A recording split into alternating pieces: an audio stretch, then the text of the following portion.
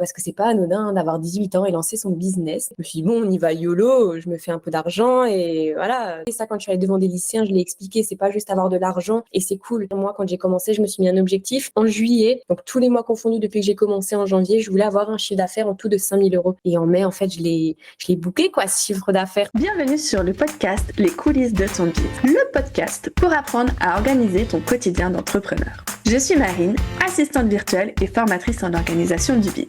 Ici, les invités ne vont pas te dévoiler leur stratégie, mais plutôt leur organisation du quotidien pour réussir à gérer leurs projets et mener à bien leur business. Parce qu'on ne se lance pas tous dans l'entrepreneuriat au même stade de notre vie. Parce qu'on n'a pas tous le même cadre de vie non plus. Et surtout, parce que personne n'est pareil. Il existe de nombreuses façons de s'organiser. Dans ces interviews, tu vas retrouver des trucs et astuces pour organiser ton quotidien d'entrepreneur et bien plus encore. Alors prépare-toi un thé ou mets tes écouteurs pour faire ton sport et je te souhaite une bonne écoute. Je te retrouve aujourd'hui pour mon podcast Les coulisses de ton biz avec comme invité Louane qui a 18 ans et qui s'est lancé un défi après avoir eu son bac en 2023, lancer sa propre entreprise dans le digital. Je te souhaite bonne écoute et pense à liker et à t'abonner. Louane, je te souhaite la bienvenue et dans un premier temps, je te laisse nous présenter ton métier actuel et nous dire depuis quand tu es lancée dans l'entrepreneuriat. Bonjour à tous, je suis super contente de passer dans ce podcast. Génial, je bafouille déjà, j'ai déjà pas parlé.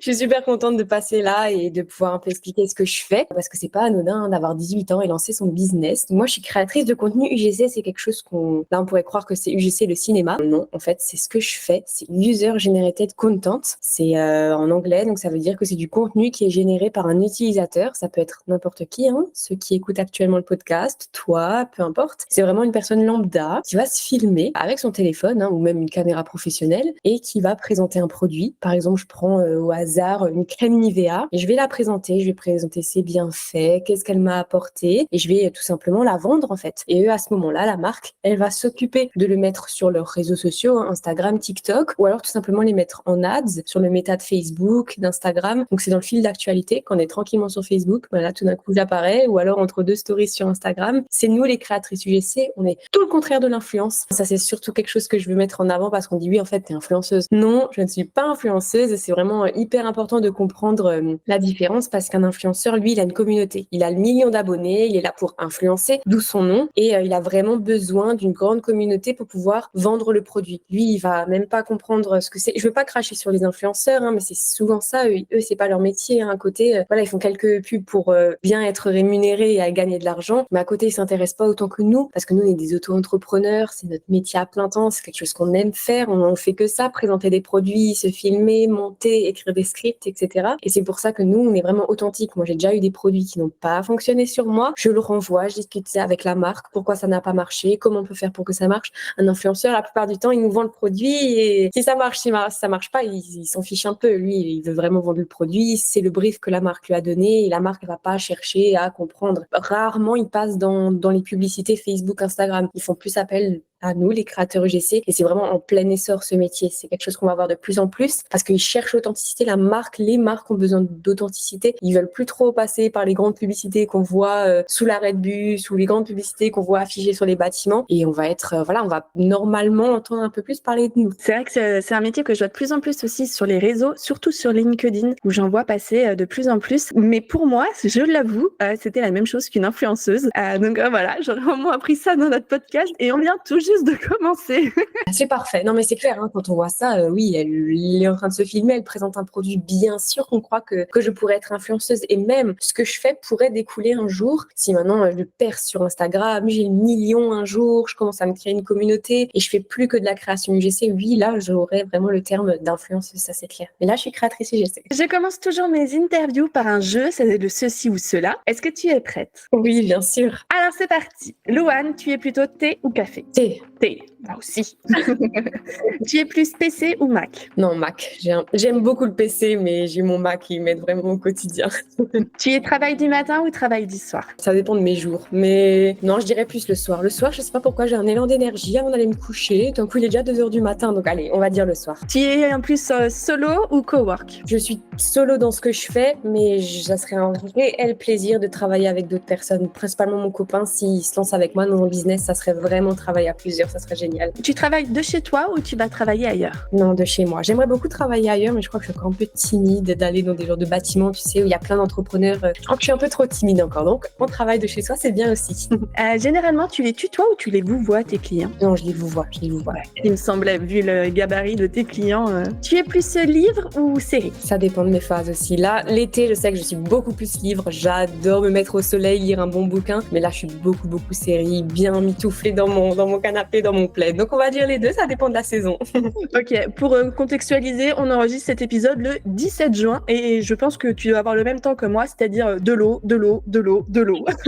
Je suis en Alsace malgré tout. On a vraiment de l'eau comme dans le Nord. Je critique pas. Tu es plus podcast ou YouTube? YouTube, j'ai toujours été YouTube. J'aime énormément les podcasts, mais YouTube, je suis trop accro. J'adore mes YouTubeurs, je peux pas m'en passer. Tu es plus Insta ou LinkedIn? Instagram, LinkedIn, je détestais quand j'ai commencé. Aujourd'hui, c'est un réseau social que j'adore, mais je suis trop fidèle à Instagram.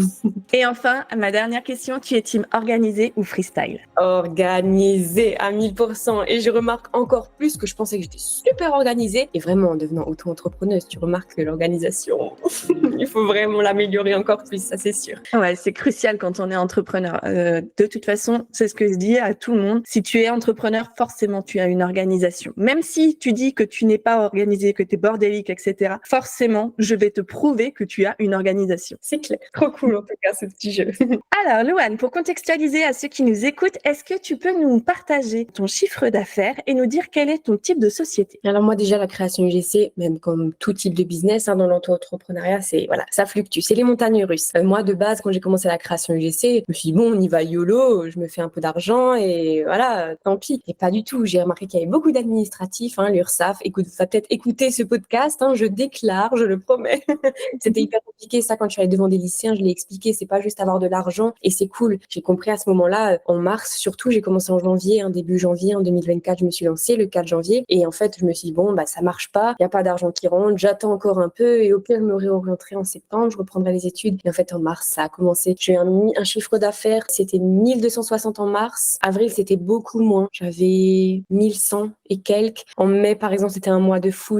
C'était incroyable quand j'ai calculé. J'ai cru que j'allais tomber de ma chaise. Je crois que j'ai calculé 6 fois avant de comprendre ce que j'avais fait. Je suis allée autour des 1390. Et là, en juin, c'est un mois de fou. L'été arrive à grands pas. Donc, je pense que je vais avoir aussi un bon chiffre d'affaires. Moi, quand j'ai commencé, je me suis mis un objectif en juillet. Donc, tous les mois confondus depuis que j'ai commencé en janvier, je voulais avoir un chiffre d'affaires en tout de 5 000 €. Et en mai, en fait, je l'ai booké, quoi, ce chiffre d'affaires, parce que ça a super bien débuté les mois qui ont précédé. Donc, ça, c'est un super objectif. Maintenant, je m'en fixe un peu plus haut. On va essayer de 10 000 d'ici décembre. On verra. Mais moi, je crois trop en moi. Ça marche trop bien. C'est trop bien. C'est vrai que se fixer des paliers de chiffre d'affaires comme ça, moi aussi, quand j'ai commencé, je m'en étais fixée. Moi, à l'inverse, quand j'ai commencé, ça a été moins efficace que ce que je pensais. Et ce que j'ai fait, c'est que je les ai réajustés, mais à la baisse. Finalement, c'est le jour où j'ai commencé à faire ça, à les réajuster à la baisse, où mon chiffre d'affaires, il a commencé à progresser. Je me suis dit, finalement, j'aurais dû faire ça dès le début plutôt que de me mettre, en fait, une pression supplémentaire, chose que, en fait, personne n'attendait mon chiffre d'affaires, mis à part moi, quoi. Donc,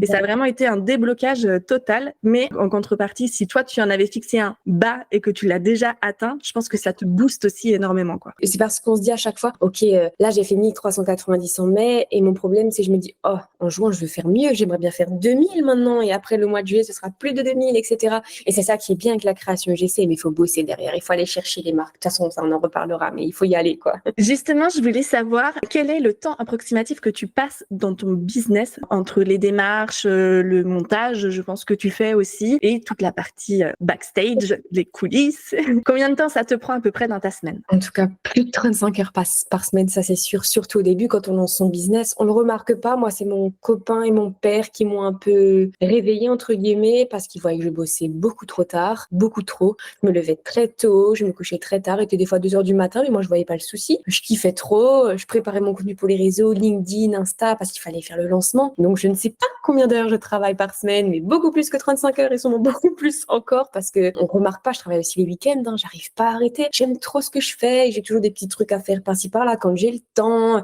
Tout le week-end, j'ai bossé pas parce que j'étais mal organisée et que j'avais trop de travail, non, mais parce que j'avais trop envie. Et le problème, c'est que des fois, je sens que quand je commence la semaine, le lundi, je suis là en mode, j'ai pas eu le week-end, je suis un peu fatiguée. Là, j'aimerais faire une pause, mais tant pis, je réajuste mes jours. Mais c'est clair qu'il y a beaucoup de travail derrière tout ce que je fais. Tout le monde, hein, c'est comme ça avec l'auto-entrepreneuriat et c'est pour ça que je suis super fière de rencontrer des personnes incroyables qui travaillent beaucoup et qui ont après les résultats à côté. En tout cas, le travail paye, ça j'en suis sûre parce que j'ai la preuve, quoi. Quand c'est comme ça, quand tu remarques que ça fait plusieurs jours que t'as pas fait de pause, t'arrives quand même à t'imposer d'en prendre une? Ouais, parce que j'arrive plus. Puis là, je sais que je suis devant l'ordinateur, il me regarde, je le regarde. J'ai pas très envie, je vois que ça marche pas. Et alors là, je me dis, peut-être quand même une petite pause. Allez, on va un peu regarder la télé. J'ai 3 gros chats là qui m'attendent. Ça m'étonne qu'ils soient pas encore venus miauler devant ce podcast. Mais non, eux aussi, j'ai besoin de prendre du temps des fois avec eux. C'est tout bête, hein, mais aller dehors des fois, jouer avec mes chats, c'est peut-être quelque chose que j'ai pas fait les 2 derniers jours parce que j'étais trop occupée et c'est trop cool. Donc des fois, ouais, je le sens et j'arrive à me dire stop. Au début, c'était trop compliqué. Quand j'ai lancé mon business, j'arrivais pas parce que j'étais accro, entre guillemets. Je sais pas si on pourrait dire ça comme ça, mais c'était presque en tout cas.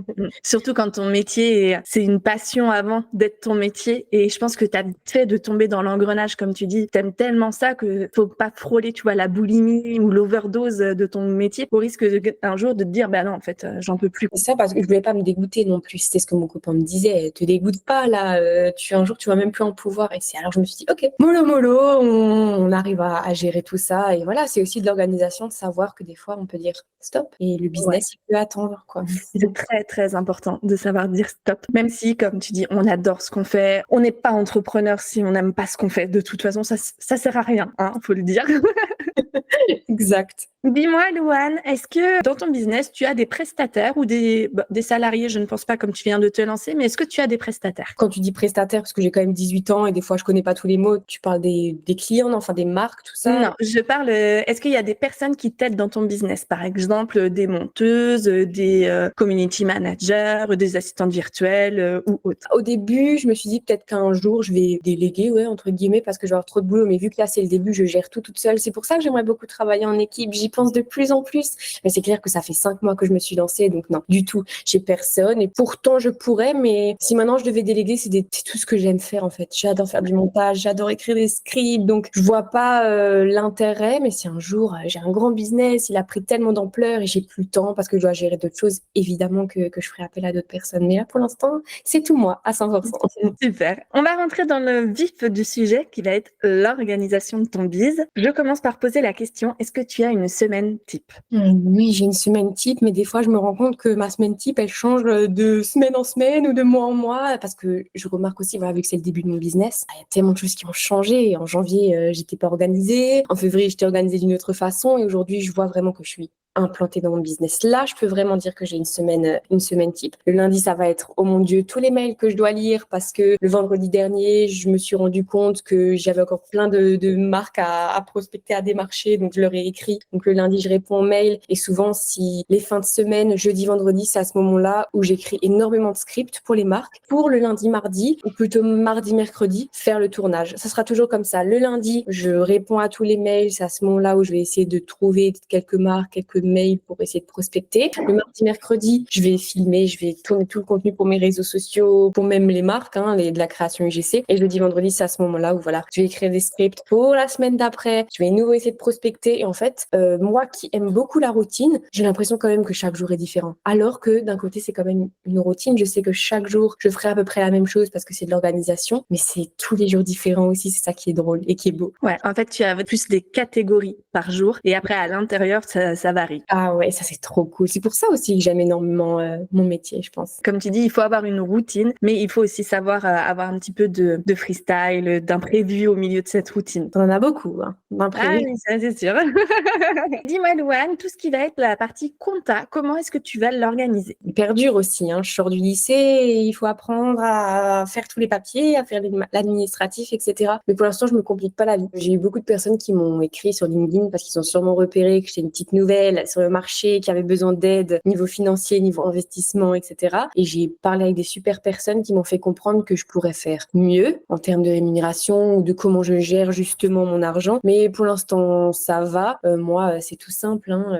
Quand je travaille avec une marque, on regarde tout ensemble, tout le processus pour faire une vidéo. Après, on parle des tarifs. Et après, moi, dans ma facture, j'ai mon petit RIB. Ils me font mon petit virement bancaire et après, j'ai mon argent et je gère comme je peux, hein. Ça va directement directement sur mon compte en banque. Après, bien sûr, hein, j'ai Excel à côté, parce que mon copain, il m'engueule à chaque fois. Regarde un peu plus ce que tu reçois et après ce que tu dépenses, parce que je peux pas encore dire que ça passe par une entreprise, par exemple. Hein. Moi, c'est moi, j'ai que mon compte à moi. Louane Kegele, c'est pas du tout mon entreprise. Il y a plein de choses qu'il faut que je regarde. Quand on a 18 ans, ou même peu importe, quand on se lance à 30 ans et qu'on connaît pas ce genre de choses, peu importe l'âge, on dit toujours, OK, comment je vais gérer cette partie? C'est super compliqué, j'ai jamais fait ci, jamais fait ça. Moi, faut savoir que je sors de l'école, donc j'ai jamais eu de boulot à côté où je pouvais gérer tous les mois si je recevais mes paiements, ma fiche de paie, et je devais regarder, je devais mettre de côté et je devais voir mes dépenses. Je vis chez mon père, j'ai pas de loyer à payer, d'enfants à nourrir, donc c'est vraiment au début, je me disais voilà, ça rentre, tant pis, c'est cool. En fait, au final, c'est tellement plus que ça et j'ai la chance d'avoir mon copain qui connaît bien ce monde-là, du commerce, du business, etc., qui peut vraiment m'aider à gérer cette partie, quoi, parce que c'est pas aussi simple et ça, j'ai dû le comprendre un peu plus tard, mais c'est clair que voilà, on fait attention, on regarde bien tout ce qu'on reçoit, tout ce qui rentre, tout ce qui sort, et comme ça, moi, après, je peux très bien gérer mon business pour si un jour je m'envole de mes propres ailes, je prends un appartement. Là, il faut être sûr que je sache vraiment tout bien faire et que je regarde bien où il faut regarder, quoi, et que je fasse plus n'importe quoi. Mais c'est hyper important. C'est chargé de valeur, ce que tu viens de dire. C'est vrai que c'est essentiel, que ce soit dans le business ou dans la partie perso, de suivre tes dépenses et de suivre aussi ce qui rentre. Parce que souvent, on a la visibilité sur ce qui rentre, mais quand on creuse sur les dépenses, ça arrive parfois. Moi, j'ai des clientes où elles se rendent compte que y a des dépenses qui sont pas utiles, en fait. Cumulées sur l'année, ça fait un gros budget. C'est vrai que ça, c'est quelque chose que moi, je conseillerais, tu vois, c'est de prendre ton état de compte et de regarder sur les 3 derniers mois, déjà, tes dépenses, tes revenus. Ça va te permettre d'avoir déjà une visibilité sur ce que tu as. Et ensuite aussi, ce que moi, je conseille à mes clientes, c'est de faire un budget prévisionnel de ce qu'elles vont avoir à dépenser et de ce qu'elles estiment recevoir aussi, tu vois, comme on disait tout à l'heure, où toi, tu t'es fixé un chiffre d'affaires sur d'ici fin décembre. Et pareil, tu peux aussi anticiper quelle formation tu veux faire, quel outil tu veux investir, etc. Exact, parce que c'est hyper important. Je le vois, hein, au moment où j'ai commencé, j'ai compris qu'il fallait que j'investisse dans certaines choses pour pouvoir réussir. C'est ce que j'ai fait. Des fois, j'ai fait le mauvais choix. Il y a des trucs où j'ai investi, j'ai remarqué que c'était pas nécessaire, des dépenses pas nécessaires. Mais des fois, on se rend compte que, OK, là, j'ai bien placé mon argent et là, je l'ai bien gardé, etc. Donc, c'est compliqué, mais franchement, ça s'apprend. Dis-moi, Louane, comment tu gères tes projets? Parce que je pense que même si tu es quelqu'un qui travaille avec des marques, tu dois avoir quand même des projets. Ouais, c'est hyper compliqué. Au début, pareil, hein, on se dit, trop facile, j'écris là, et en fait, pas du tout. À ce moment-là, on se rend compte que tout part de l'organisation, être organisé pour tellement de choses, que ce soit sur l'argent, sur avec qui on va collaborer avec nos clients. Donc, je voyais de plus en plus passer l'application Notion ou avec le tableau. Hein, voilà. Moi, je déteste Excel. Il faut savoir que quand j'étais en terminale STMG, j'ai fait une lycée première et terminale STMG, et je détestais toujours utiliser les tableaux là d'organisation. Pour moi, c'est nul. Je comprenais rien. Et en fait, on a un regard une année après tellement différent quand on fait autre chose. Je me suis dit, ah non, encore des tableaux avec plein de trucs. Il faudra que. Est-ce que c'est vraiment quelque chose qui était pour moi? C'est ce que je me demandais. Est-ce que ça m'embrouillait pas plus? Donc au début, j'ai utilisé Notion. J'ai marqué tous les noms des clients que j'avais démarchés, leur mail. Est-ce que c'était? Mais en fait, ça m'aidait pas du tout. Ça m'embêtait de devoir tout remplir. Et en fait, au final, après, j'y allais pas vraiment. Et maintenant, j'écris tout. J'ai reçu un planeur. Il est juste là. J'ai reçu un planeur avec une collab que j'ai faite. C'est histoire d'écrire. Et en fait, c'est trop cool. J'ai remarqué que moi, tout écrire à la main, c'est quelque chose qui me va, qui me correspond. Au lieu d'utiliser mon ordinateur, je me suis dit au début, c'est un peu contradictoire. Moi qui est tout le temps sur les réseaux, je sais utiliser ces outils comme l'ordinateur, mon PC, un Mac. J'investis dedans justement pour qu'ils m'aident dans mon boulot. En fait, au final, écrire dans mon petit planeur ce que je dois faire, qui j'ai démarché, mais c'est tellement plus simple pour moi parce que je pense écrire, ça rentre encore plus et je me dis, ah oui, j'ai pas oublié ça et ça. Des fois, je me mets quelques petits rappels sur le téléphone quand il y a peut-être des trucs que j'ai oubliés parce que je vais pas regarder dans le planeur. Mais vraiment, au final, le pack Notion est super.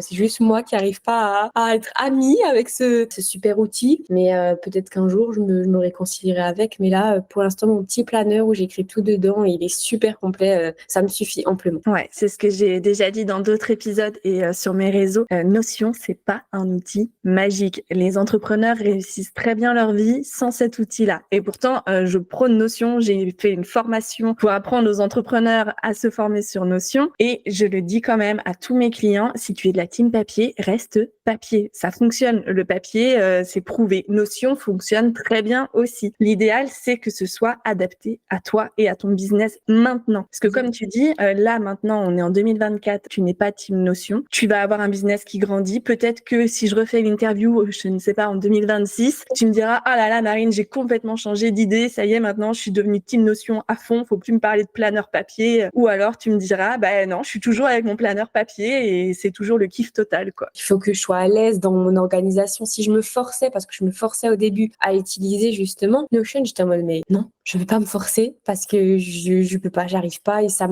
ouais, je pense que j'étais un peu plus en mode, oh purée, ce que je fais, c'est vraiment trop le cafouillage, c'est n'importe quoi, ça me met des bâtons dans les roues, je comprends pas ce que je fais. Alors voilà, hein, je suis revenue à mon stylo et mon papier, c'est ce qui me convient. Dis-moi, Louane, comment tu gères ta communication? Est-ce que tu fais ça aussi via ton planeur ou est-ce que c'est un autre planeur? Hop là, je viens de perdre mon crayon. Ou est-ce que c'est un autre planeur que tu utilises ou est-ce que pour ça, par contre, tu es team Notion ou Excel? Quand tu parles justement de communication, qu'est-ce que tu entends dans la communication, dis-moi? J'entends par communication ce que tu vas poster sur les réseaux sociaux ou ta newsletter si tu en as une, tes articles de blog si tu en as, tous les supports de communication que tu as. Super, ça me va, tu m'as bien éclairé. Non, vraiment, pour la communication, j'écris tout dans mon planeur aussi. La meuf qui ne change pas, elle aime trop. Oui, ça ne sert à rien de changer si ça fonctionne.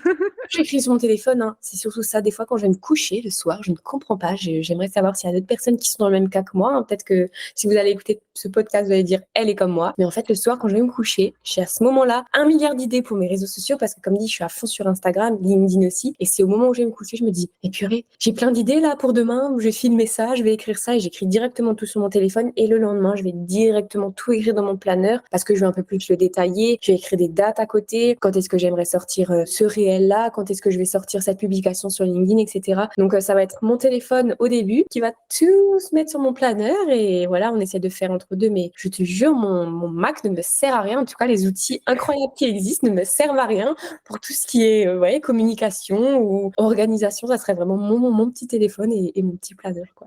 Justement, est-ce que tu peux nous partager quel outil tu utilises toi pour ton métier et dans ton quotidien d'entrepreneur? L'outil que j'utilise le plus et donc qui fait partie des investissements que je te disais avant quand j'ai vraiment voulu investir, c'est Canva en tout premier, hein. C'est un outil, un terrain de jeu créatif incroyable. Moi, j'utilise Canva depuis la seconde parce que c'était un outil qui devenait de plus en plus populaire et c'était super bien parce qu'on pouvait tous collaborer ensemble. Si on avait des affiches à créer en anglais, on pouvait tous se mettre par groupe et collaborer ensemble. J'aimais bien, mais je connaissais pas plus que ça et au final, en lançant son business, quelque chose où on est beaucoup dans le visuel, il fallait absolument que j'ai Canva. Au début, je faisais que le premier mois gratuit et je me dis non. Là, il faut que j'investisse en Canva, c'est vraiment trop cool, je peux faire tellement de choses avec, j'en ai besoin et voilà, ça c'était mon premier investissement et l'outil que j'utilise le plus tous les jours d'ailleurs, il n'y a pas un jour où j'utilise pas Canva et CapCut pour le montage parce que je fais énormément de montage vidéo, hein, ça aussi c'est un truc et j'ai direct investi là-dedans quand j'ai commencé parce que je voyais pas d'intérêt de pas investir dedans, je savais que ça allait m'aider, c'est pas quelque chose, j'étais en mode oula oui, non, c'était sûr, il me fallait du pro pour du montage, je connaissais CapCut, il y avait sur l'ordinateur, hein, ça me bouffait beaucoup trop d'espace sur le téléphone, donc là mon Mac il est à fond pour le montage, pour Canva, etc. Mais c'est vraiment ces deux outils que j'utilise le plus.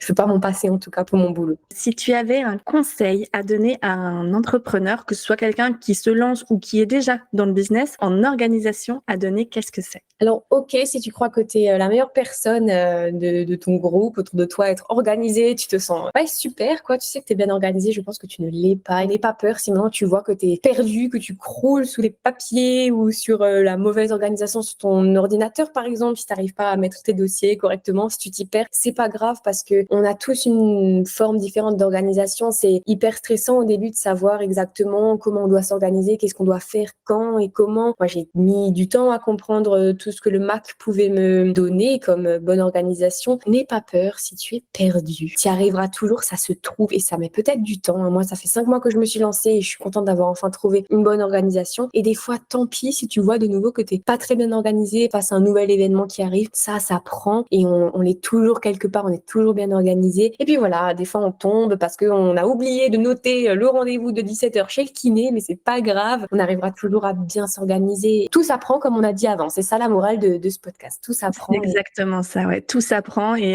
je le place ici. Si vous voulez vous apprendre à vous organiser, faites appel à moi. J'adore. Je remettrai du coup le lien dans les notes de l'épisode sur ma nouvelle offre qui est Dis-moi comment on s'organise, où justement j'apprends aux entrepreneurs à trouver l'organisation qui leur convient. Génial. Allez. Tu as été le fil conducteur là. Tu m'as lancé la perche. Génial, mais c'est trop cool. Allez-y, foncez. Dis-moi Louane, quel est ton prochain projet? Mon prochain projet, et j'en parle aujourd'hui, j'en ai jamais parlé autant que j'en ai parlé toute ma vie, ce serait partir avec mon copain. On veut déménager, on veut prendre notre indépendance. Je suis très attachée à mon Alsace, j'adore ma région. Elle est très riche, mais je sens qu'aujourd'hui, j'ai besoin de nouveautés, j'ai besoin de m'enfuir, j'ai besoin de me challenger. On aimerait beaucoup partir vivre dans le sud. C'est une région que j'aime beaucoup. Mon papy s'est installé là-bas et j'ai compris que c'était une région qui était peut-être faite pour moi. Elle m'appelait quelque part, mais j'ai toujours pensé, mais je pensais que j'allais être dans les études pendant 5 ans et que j'allais jamais vraiment y vivre. Et aujourd'hui, c'est quelque chose qui se concrétise. Moi, je suis très dans la loi de l'attraction. Pour moi, tout ce que je pense, tout ce que je vais visualiser, je l'écris tous les jours dans un autre carnet. Voilà, ça change pas. Moi, j'adore écrire. Je pense que ça va. Enfin non, c'est pas je pense. J'en suis sûre, ça va se réaliser parce que j'y crois dur comme fer et je vais tout faire pour. Donc voilà, mon prochain gros objectif, partir avec mon copain dans le sud, quitter mon Alsace, mes chats. Ça va être très dur, ça. Je viens d'y penser.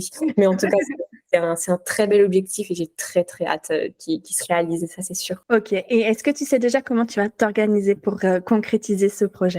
Justement, ça c'est pareil, c'est une organisation tellement différente, tellement plus complexe, c'est quelque chose qu'on prend pas à la légère. On pourrait se dire, ok, chaque organisation a sa complexité, c'est un peu difficile, il faut toujours savoir bien s'organiser, mais c'est quelque chose, j'ai déménagé à Vichy en septembre pendant 1 mois quand je suis partie faire mes études et j'ai pu comprendre à quel point c'était compliqué de s'organiser pour un déménagement, mais je l'ai déjà fait. Et mon copain, par exemple, non. Donc, je sais que je vais mener la cadence. De toute façon, je suis une femme. Je vais beaucoup mieux le faire que lui. Évidemment. Ça va le faire. Je pense que déjà, moi, je suis très dans la précipitation. Quand je veux quelque chose, malheureusement, je le veux très vite, très rapidement. C'est pour ça que des fois, je peux zapper l'organisation et ça va un peu, me mettre des bâtons dans les roues. Donc, c'est pas le cas. Et je vais bien m'organiser. On verra comment ça va se faire. On verra comment on pourra le faire parce que c'est quelque chose, c'est à je sais pas combien de kilomètres d'ici, le sud. On sait pas où on ira. Il faudra une très bonne organisation, que ce soit du côté de ma famille ou même moi personnellement, professionnellement, mon copain, lui, comment il va gérer ça. Une organisation à noter parce que ça va être important, important à faire. Dis-moi, du coup, sur quel réseau on peut te retrouver? Alors, principalement sur Instagram. Je suis sur Instagram et sur TikTok sous le nom de Louane-digital. TikTok, j'avoue que même si j'ai 18 ans et que toute ma génération y est, c'est quelque chose j'arrive pas à bien exploiter. Pourtant, ça marche, mais j'adore Instagram. C'est là où je suis le plus, où je me montre à 100%. Je parle énormément de mes chats, de ma vie au quotidien. J'adore l'humour, j'adore rire. Venez si vous avez besoin de rire ou tout simplement si vous êtes une marque et vous avez besoin de collaborer. Et sur LinkedIn, avec mon prénom et mon nom de famille, Louane Kegele, où j'ai très vite réussi à me faire un nom sur LinkedIn et ça, c'était merveilleux. C'est un super réseau social où j'ai rencontré des personnes incroyables. Donc, venez me rencontrer. Moi, j'adore parler avec des gens qui ont des projets incroyables comme Marine maintenant avec son podcast. Donc, c'est vraiment trop, trop cool. Moi, je suis trop contente. Génial. On remettra du coup tous les liens également dans les notes. Dis-moi, Louane, est-ce que tu aurais un livre, un podcast, quelque chose sur le business à nous conseiller? Alors moi, j'ai un podcast que j'adore qui s'appelle Boost ton Biz, je crois qu'il s'appelle comme ça, de Margot Cunego. Elle interview plein de personnes incroyables. Souvent, c'est des femmes avec des parcours. Elle était infirmière, mais elle a lancé son entreprise dans le digital ou elle détestait son salariat et ensuite elle a lancé son food truck. C'est des choses, moi, ça me passionne. Je fais partie d'une association aussi, Femmes des Territoires. Je sais pas si tu connais, c'est dans la France entière. Et dans nos régions, il y a des endroits où on peut se rencontrer. Et j'ai rencontré des femmes aussi incroyables. Donc, je ne peux que vous conseiller cette association si vous avez besoin de trouver des personnes avec qui parler, des personnes qui vous comprennent à 100%, qui se sont aussi lancées, qui ont tout laissé tomber pour faire un pari incroyable de se lancer à leur compte. Moi, j'adore. J'ai 18 ans et je rencontre souvent des femmes qui en ont 30, 40, 50, mais c'est des femmes incroyables. Et c'est surtout des femmes. Moi, je suis super contente de m'entourer avec des personnes aussi incroyables. Et en livre, par rapport à la loi de l'attraction, c'est un livre, d'ailleurs, je l'ai là sous les yeux. C'est un livre qui m'a tellement aidée. Je connaissais pas spécialement ça, mais je voyais plein de gens qui disaient oui, pour vraiment réussir dans votre business, moi, je vous conseille d'écrire tous les matins quelque chose que vous avez envie de réaliser. Donc, c'est la loi de l'attraction de Sandrine Devouge. C'est la méthode pour obtenir tout ce que vous désirez. C'est vraiment reprenez le pouvoir et créer la vie de vos rêves. Et j'ai lu ce livre. J'ai envie de le relire carrément parce que c'est incroyable. J'ai encore plus de choses à apprendre. Je pourrais dire que ça n'a rien à voir avec le business, mais moi, la loi de l'attraction, je l'ai vraiment accrochée à mon business parce que c'est quelque chose que voilà, je veux mettre en avant et que je veux réaliser. Pour moi, lancer sa propre entreprise à mon âge, c'est vraiment quelque chose, voilà, un de mes plus grands défis. J'ai des projets, comme on a pu en parler, mais mon plus gros défi, ça restera ça. Et la loi de l'attraction, ça fait vraiment partie de mon quotidien. Je veux quelque chose et je vais l'avoir parce que j'en suis convaincue. Moi, je peux que vous conseiller ça si vous voulez lancer votre business et si vous êtes un peu pessimiste, parce que je l'étais. J'étais très pessimiste et aujourd'hui, je suis tout le contraire et c'est ça qui est fou, en fait. C'est vrai qu'on te voit pas du tout comme quelqu'un de pessimiste. Je l'étais, hein. Il faut y croire. Ce n'est pas des mensonges. J'étais tout le temps dans la négativité. Aujourd'hui, c'est tout le contraire. Et c'est aussi le côté positif de te lancer à son compte et de redécouvrir une personne incroyable. Je ne me connaissais pas et maintenant je me redécouvre, quoi. Dis-moi maintenant ma dernière question. Qui est-ce que tu aimerais entendre dans ce podcast? Si maintenant je devais choisir une star, parce que j'y pense, quand moi, si un jour j'ai envie de lancer mon podcast, moi je penserais à Léna Situation. On entend parce que c'est une youtubeuse. Enfin, pour moi, c'est une femme d'affaires incroyable, c'est une entrepreneuse de dingue. Et j'aimerais que toutes les questions que tu m'as posées, l'entendre parler tellement naturellement et un peu connaître ses débuts. Elle en parle quand même rarement de comment elle a commencé. On le sait tous un peu, mais j'aimerais, si maintenant c'était une star, j'aimerais tellement entendre Léna Situation parce qu'elle est la personne que je rêverais d'être. Ok, elle est influenceuse, hein, c'est comme ça qu'on la connaît, mais avant tout, c'est une femme d'affaires et une entrepreneuse en or incroyable qui au quotidien me donne énormément de force, de courage et de détermination parce que elle a réussi, elle a très bien réussi. Je sais que je peux peut-être pas comme elle, mais réussir d'une façon ou d'une autre et aller où je veux un jour et c'est incroyable. Donc si tu arrives à avoir les situations sur ton podcast, Marine, ça serait fou. Ça serait fou, mais bon. Alors écoute, je crois que c'est le plus gros challenge qui m'a été lancé pour l'instant. Je vais le noter, je le promets. Je ferai ma demande à Léna Situation. Peut-être pas tout de suite, je vais faire grossir ce podcast pour avoir un peu plus de poids. Mais en soi, si maintenant je devais vraiment, quelqu'un que tu pourrais avoir sur ton podcast, c'est une entrepreneuse comme moi que j'adore, qui s'appelle Camille Mombos. Elle a 2 enfants. Elle est incroyable. À 16 ans, elle est partie parce que ça allait pas du tout dans sa famille. Elle voulait absolument son indépendance. Elle est partie avec son chéri. Ils ont acheté une maison. Ils ont eu 2 enfants et elle a 22 ans. Cette fille, elle est incroyable. De tous les jours, je pense à elle parce que elle me montre que on peut réaliser de grandes choses. Elle a osé si jeune. Je me dis, oh purée, à chaque fois, ouais, t'as 18 ans, tu te lances. Oui, mais il y a encore mieux que moi. Il y aura toujours plus grand et plus fabuleux. Et c'est vraiment elle. J'aimerais beaucoup que tu l'interviewes. Elle l'acceptera, c'est sûr. Elle est pleine de vie et de bonheur. Elle a tellement de choses à partager. Et ça serait incroyable d'entendre justement son parcours parce qu'elle a eu un beau parcours dans la création UGC. Là, c'est actuellement ce qu'elle fait, mais avant, elle a aussi eu un grand parcours dans la création digitale. Donc, je pense que ça pourrait être une super personne à interviewer en tout cas. Écoute, je vais noter les deux et je vais réussir à avoir les deux. Ça serait fou. Eh bien, écoute, Louane, nous voilà arrivés à la fin de cet épisode. J'espère qu'il t'aura plu à toi aussi qui nous écoute ou qui nous regarde. Je te souhaite un très bon après-midi, matin ou journée, peu importe le moment à laquelle tu écoutes cet épisode. Merci beaucoup, c'était un plaisir de passer ici, de raconter mes petits projets et la vie que j'ai réussi à avoir aujourd'hui et ça va être incroyable. Au plaisir de se revoir dans quelques années, de repapoter autour d'un thé puisqu'on adore ça toutes les deux et ça va être incroyable quoi. En tout cas, moi je suis super contente. Merci pour tout. Ça marche, rendez-vous dans quelques années, Louane. Avec plaisir.